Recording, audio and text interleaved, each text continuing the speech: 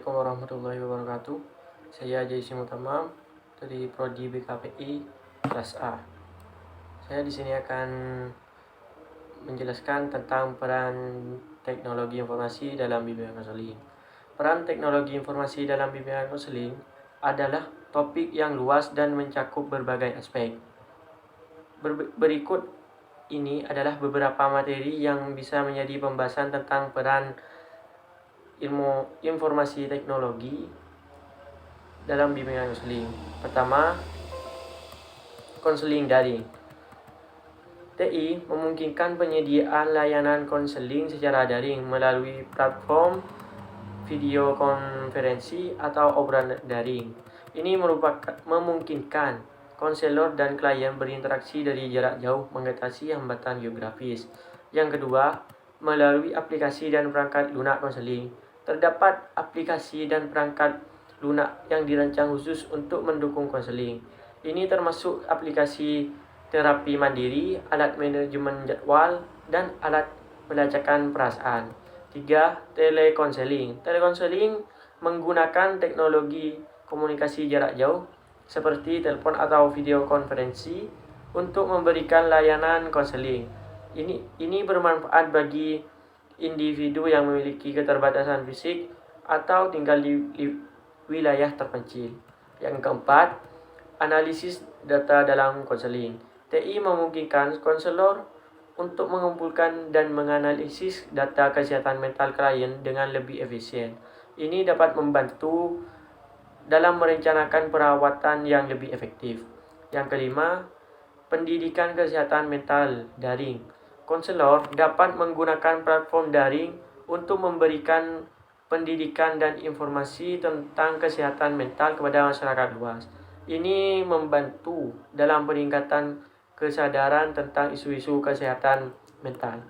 Keenam, pengelolaan rekam medis elektronik. Penggunaan TI dalam menyimpan catatan konseling dalam format rekam medis elektronik memudahkan akses dan pengelolaan data klien dengan aman. 7. Etika dalam penggunaan ilmu teknologi informasi. Konselor harus mematuhi kode etik dalam penggunaan teknologi, terutama hal privasi dan keamanan data klien. Kedelapan, keterampilan teknologi bagi konselor. Konselor perlu mengembangkan keterampilan teknologi yang diperlukan untuk bekerja secara efektif dalam lingkungan digital, termasuk kemampuan berkomunikasi secara daring. 9. Pendekatan terapi digital. Terapi digital seperti terapi berbasis aplikasi atau terapi virtual reality menjadi semakin populer. TI memungkinkan pemberian terapi ini dengan cara yang efisien. 10. Dampak sosial dan psikologis teknologi. Penting untuk memahami dampak teknologi pada kesehatan mental, termasuk masalah seperti stres akibat penggunaan media sosial atau perangkat seluler berlebihan. Materi-materi ini dapat membantu memahami bagaimana TI telah mengubah cara konselor memberikan layanan dan bagaimana etika, keamanan, dan efektivitas layanan tetap menjadi perhatian utama dalam penggunaan teknologi dalam bimbingan dan konseling. Penggunaan teknologi informasi dalam bimbingan konseling memiliki kelebihan dan kelemahan yang perlu dipertimbangkan. Berikut adalah beberapa dari keduanya. Kelebihan TI dalam bimbingan konseling. Pertama, aksesibilitas. Kedua, fleksibilitas waktu. 3. Privasi dan anonimitas. Keempat, perekaman sesi. Kelima, sumber daya tambahan. Kelemahan TI dalam bimbingan konseling berikut adalah kurangnya koneksi pribadi, kesulitan dalam membaca ekspresi nonverbal, keterbatasan teknologi, keamanan dan privasi, kemungkinan gangguan teknologi, dan ketergantungan pada teknologi. Kelebihan dan kelemahan ini harus diperhitungkan dan disesuaikan dengan kebutuhan individu dan sifat masalah yang dihadapi dalam konteks bimbingan dan konseling.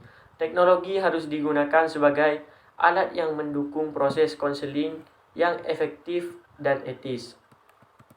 Dan sikap kita sebagai mahasiswa dalam memanfaatkan teknologi informasi dalam bimbingan konseling harus memiliki beragam variasi. Dan berikut merupakan sifat yang dapat diamati antara lain. Pertama, antusiasme. 2, kemauan untuk belajar. Ketiga, kemauan untuk terbuka. Keempat, kewaspadaan terhadap privasi. Kelima, kemauan untuk berpartisipasi. Dan yang terakhir, ketergantungan.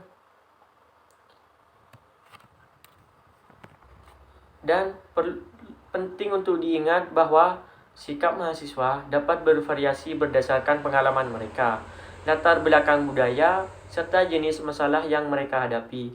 Penting bagi penyedia layanan konseling untuk memahami berbagai sikap ini dan memberikan dukungan yang sesuai dengan kebutuhan individu. Selain itu, edukasi tentang manfaat dan batasan penggunaan TI dalam bimbingan konseling dapat membantu mahasiswa merasa lebih nyaman dengan teknologi ini. Mungkin hanya itu yang dapat saya sampaikan. Kurang dan lebihnya mohon maaf. Wassalamualaikum warahmatullahi wabarakatuh. Audio Jungle.